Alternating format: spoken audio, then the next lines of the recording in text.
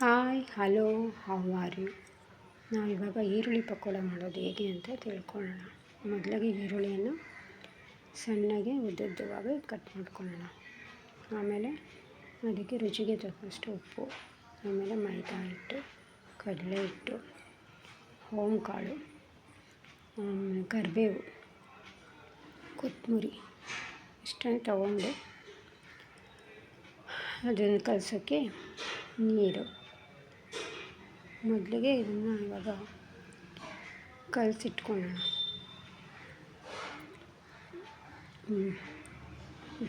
ಈರುಳ್ಳಿ ಅದನ್ನು ಉದ್ದಕ್ಕೆ ಹೆಚ್ಕೊಂಡಿರುವಂಥ ಈರುಳ್ಳಿ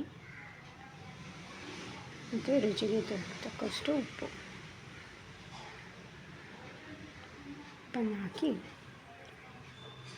ಕಲಿಸ್ಕೊಳ್ಳೋಣ. ಅದೆಲ್ಲ ಸ್ವಲ್ಪ ಸ್ಮ್ಯಾಶ್ ಆಗಬೇಕು, ಅದರಲ್ಲೇ ನೀರಿನ ಅಂಶ ಇರುತ್ತೆ. ಹಾಗಾಗಿ ಚೆನ್ನಾಗಿ ಕಲಿಸ್ಕೊಂಡು ಅದಕ್ಕೆ ಸ್ವಲ್ಪ ಮೈದಾ ಹಿಟ್ಟನ್ನು ಹಾಕೊಳ್ಳೋಣ. ಮೈದಾ ಹಿಟ್ಟು ಸ್ವಲ್ಪ ಕ್ರಿಸ್ಪಿನೆಸ್ ಕೊಡುತ್ತೆ. ಸಂಜೆ ಸ್ನ್ಯಾಕ್ಸ್ ಟೈಮ್ಗೆ ತುಂಬ ಚೆನ್ನಾಗಿರುತ್ತೆ, ಮಾಡಿ ನೋಡಿ ಒಂದ್ಸಲ. ಮತ್ತು ಕಡಲೆ ಹಿಟ್ಟು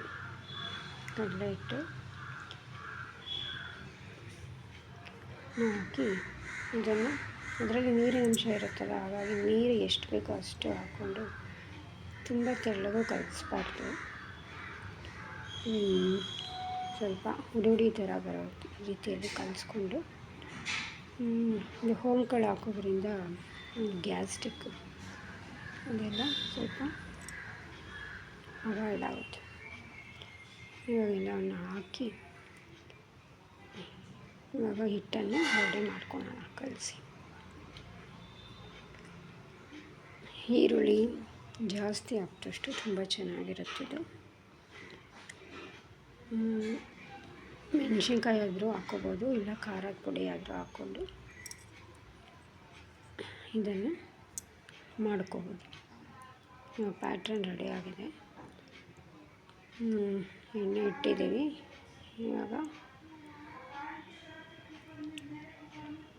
ಎಣ್ಣೆ ಕಾದ್ಮೇಲೆ ಹಿಟ್ಟನ್ನು ಹಾಕೋಣ.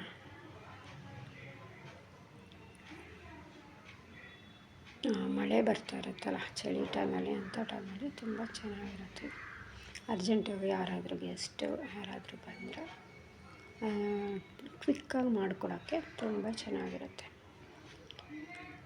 ಕಾಫಿ ಜೊತೆ, ಟೀ ಜೊತೆಯಲ್ಲಿ ಮಾಡಿಕೊಡ್ಬೋದು. ಇದನ್ನು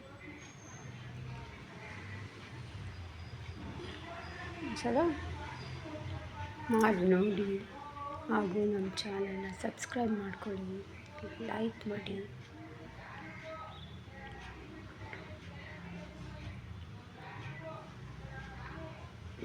ಹೆವಿ ತುಂಬ ಚೆನ್ನಾಗಿರುತ್ತೆ.